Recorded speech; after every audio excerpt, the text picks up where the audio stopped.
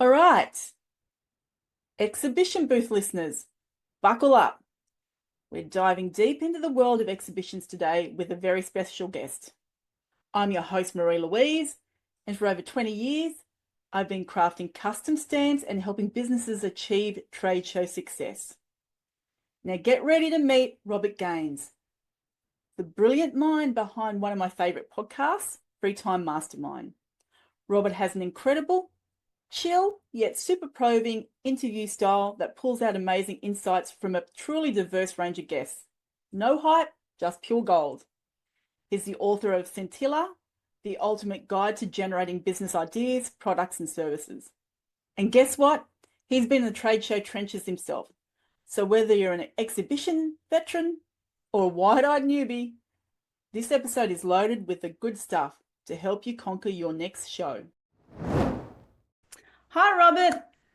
Nice to Hi, see you again. always a pleasure. Where are you calling from? I'm here in Central Florida, about an hour south of Orlando, Florida. Tell me about your business and some of the solutions you provide people.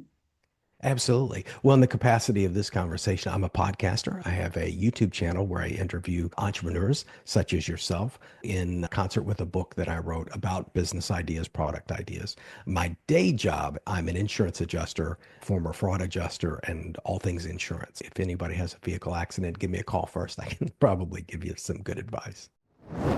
Tell me a little bit about your podcast. Sure. It's the Free Time Mastermind podcast, and we have a mastermind group of the same name. And that started about 10 months ago. And I had been in the corporate world, in the insurance world for a very, very long time. So I left entrepreneurship, kind of put my dreams to sleep, and stayed in the corporate insurance world for a long time. At the end of 2023, I read Dan Martell's incredible book, Buy Back Your Time. Yeah. And it turns on something in my mind. And I don't know whether to thank him or not, but all of this stuff started after I read that book. I read it in November of 2023, and then slowly all these ideas started to grow, which launched the podcast, the mastermind group, the book. And so now I'm fully back into the world of entrepreneurship. And it's been exciting, especially the podcast, because I get to meet so many people and it's borderless. You know, you're in Australia, I'm in the United States. I've interviewed several people from the Netherlands, the UK, all over the place. It's been fantastic. I'm also a fan of Dan Martell and his Back Your Time book. I think he's amazing. There's so many nice nuggets there that really push you along into business, and his persona is very approachable and so down to earth. I too have been working through his Buy Back Your Time process. I completely understand.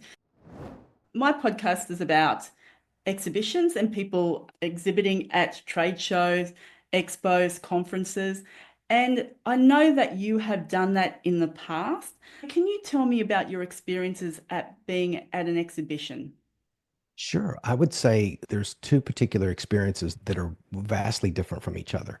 One, I was involved in a group of restaurants, and they were fairly organized, but they would set up booths at different events. And what's funny about that is there was no organization, there was no plan, there wasn't materials printed specific for that. Now, see, I'm thinking with my current brain, analyzing all the things that went wrong about those displays. Now, the displays for that group of restaurants, which was a group of Mexican restaurants, I think they did pretty good as far as the art presentation of the table itself that they set up was actually pretty interesting for the time, but it got attention, but it did nothing for conversion. Which that's the whole thing. We didn't have something to entice people to come to all of these restaurants.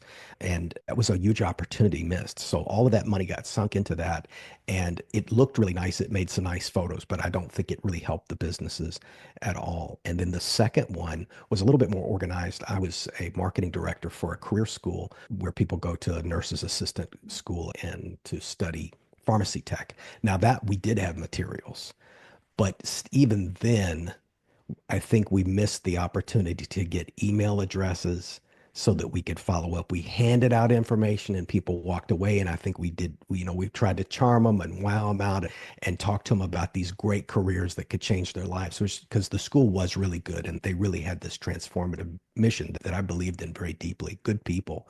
But we let them walk away and we didn't grab that information. And I didn't understand that then as deeply as I understand it now. I think the second one was better than the first, but still, if I could go back in time, both would be completely different approaches. You made a good point about the leads. The thing is about exhibitions is that you're going into a room full of warm leads. They've already been sourced for you. And if you're not capitalizing on those leads, it's not worth being at an exhibition, because your job as an exhibitor is to get those leads in so you can get those sales. What do you find positive about going to an expo? I guess one of the things I discovered is I'm in the right situation. I'm not an introvert. I'm playing to my strengths. I knew both products and both companies very well, and I liked them and I liked working for them. And in that environment where I'm comfortable with what I'm talking about, I was surprisingly able to engage with a lot of people, and I didn't really see myself that way. You and I have talked before about being afraid to get things started. And a lot of people are scared to do those exhibitions because they don't want to be the face of the company and be out there. But if you believe in your mission and you understand the products very well, it's actually a very easy conversation. I was surprised at how well all the interaction went. Yeah. And enthusiasm will get you through a lot. If you just smile, a smile will get you a long way. Plus, too, I've been to exhibitions where I've seen the other exhibitors and they're standing there, they got their arms folded and they're looking around because they're forced to be there.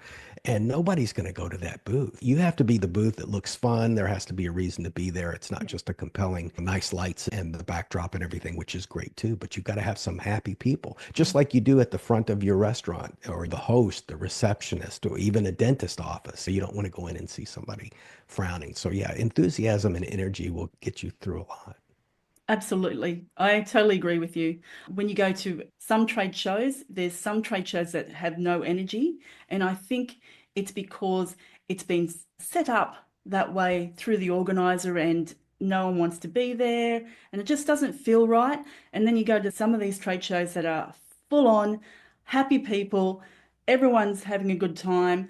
And people are selling their products there or services. It's one thing I do say to people, my clients, is that smile on your face, be engaged with everyone, meet them at eye level, and have a good time. That's all you can do. And get those leads. What about the negative aspects of expos? What do you think they are? There is a lot of pressure to keep that enthusiasm up if you're there for 8 hours. One thing that, again, had I had a time machine and I could go back, I would have rotated myself in and out.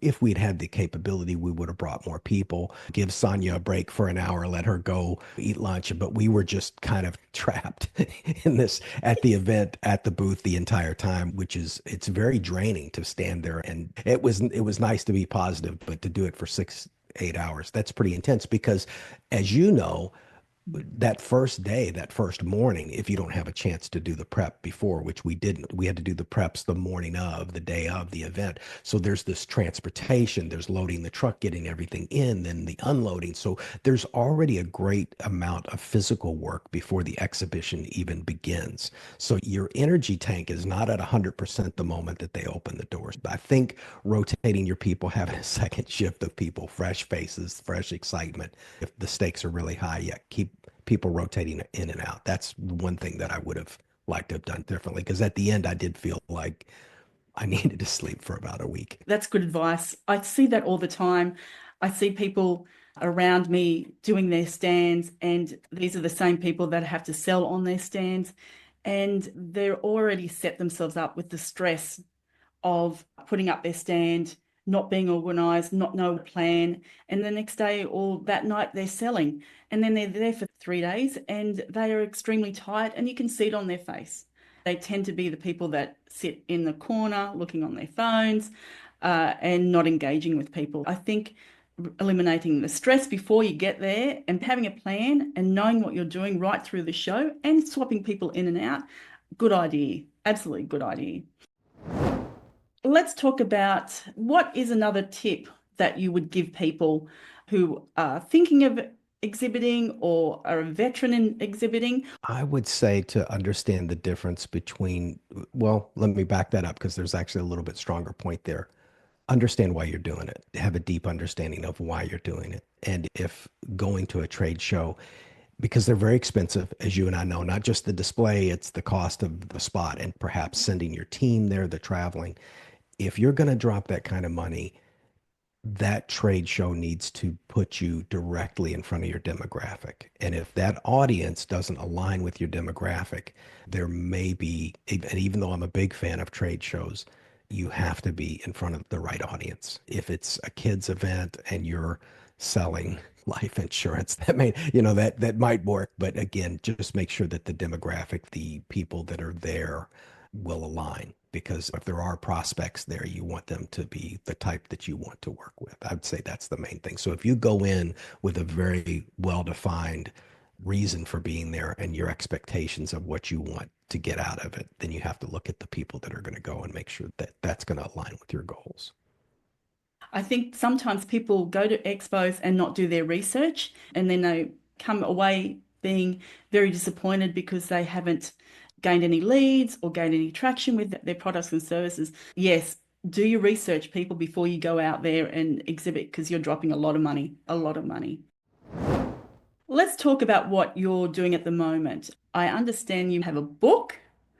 Yeah, absolutely. I have a book and I'm actually going to write another book that's somewhat loosely connected to that, but I initially wrote the ultimate guide to creating products and services and business ideas because somebody had reached out to me and they wanted to do a miniature version of Amazon, let's say a dozen products.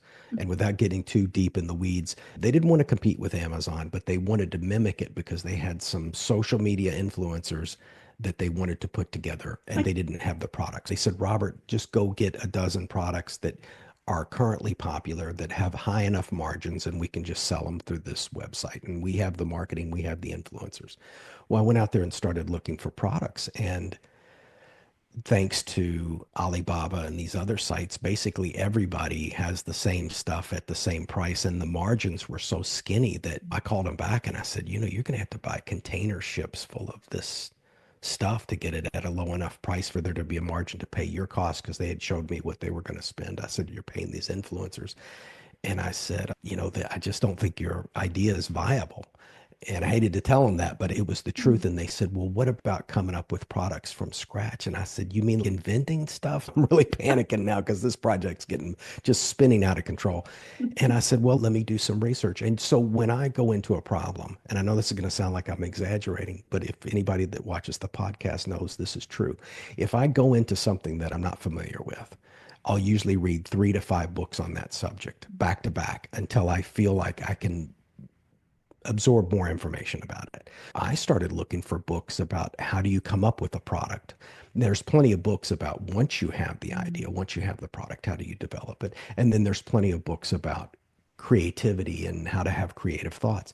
But there wasn't a book about how to come up from scratch, from I have no idea what I want to do, to come up with a product idea or a service idea or a business from scratch. I thought as an entrepreneur, when you're out there and you see something that doesn't exist that should, that's your product. So of course I told them, I said, look, this isn't going to work because there's no resources for me to even start. But that's when I started to write the manuscript for the book. Just recently, November of last year, was able to do the audiobook version, which I consume most of my books through audiobooks. So that was really exciting Yeah. and I learned a lot through the process. For those that want to write a book, Amazon's KDP process, which is their publishing process, relatively easy to learn. I just used a regular word processor. The recording was a little bit more complicated. I do have some nicer equipment here, but yeah, for people that have a book inside them, absolutely do it. Hire some editors on Upwork to proofread your stuff and get Wow. your voice out there because a book we're now seeing it's a great lead magnet. It's a great calling card. I'm not trying to get rich as an author. That was not even my goal going in. And it's just fun. It's a fun giveaway thing. And I can do promotions on my channel and give away copies. And so, yeah, Wow. highly recommended to people that have that as an aspiration. I would encourage them to do that for sure. Robert, you said the book was on Amazon. That's correct. It's on Okay. Amazon, and then of course the audiobook is still in the Amazon ecosystem too, in on Audible, and it's available in Kindle too. So if you're into that, I did a Kindle version. So Kindle, hardback, softback. If you got 20 bucks in your pocket, you got a book. But no, the Kindle, I think for the people that are Amazon subscribers, the Kindle may even be free. I mean, they're going to give me a little commission, but I think to certain people with Amazon Prime, you can get the Kindle for free. Let people know where they can find you. Yes, the best place, really, I would direct them to the YouTube channel because that's the most fun part, right? Is the podcast. It's youtube.com/free time mastermind. The main website is, of course, freetimemastermind.com. Thankfully, I was able to get that URL. For those that do want to buy the book on Amazon, there's a link on my site that you can just click the button and it'll go straight to Amazon. If you just go to www.freetimemastermind.com, there's a button right there on the main page that'll take you to Amazon. You really don't have to write anything else down. If you do go to the YouTube channel, inside the description of every video is a link to buy the Great. book Scintilla, which Scintilla, of course, is Latin for spark, that initial spark of the idea. So that's where that came from. People thought that's kind of an odd title, a So little bit it's, catchy. I really appreciate your time. Thank you. Thank you so much.